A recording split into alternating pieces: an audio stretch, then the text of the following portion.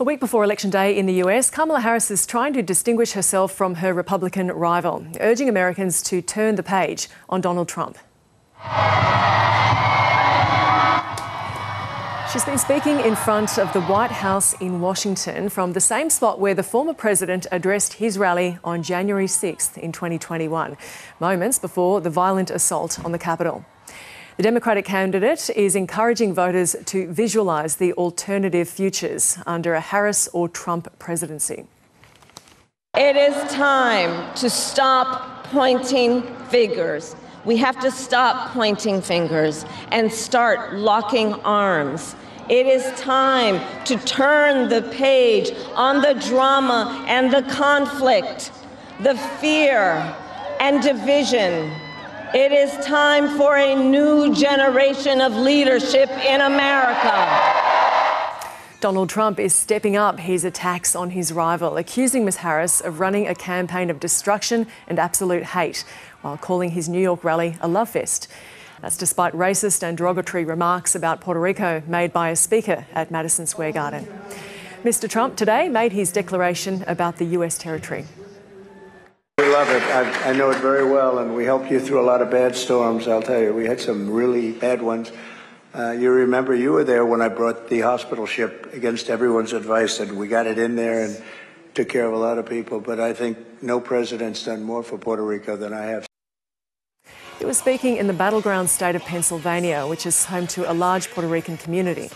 And while residents of the US territory can't vote for president, they do have an influence on the mainland. In Florida, Puerto Ricans say they feel disrespected after their homeland was called a floating island of garbage. We are demanding to our Puerto Rican brothers who they don't cast the vote to do her right of get out and vote, and of course vote Democrat, because the Republican Party just finished show the feelings against of Puerto Ricans. They mistreat us. We are American citizens since we were born.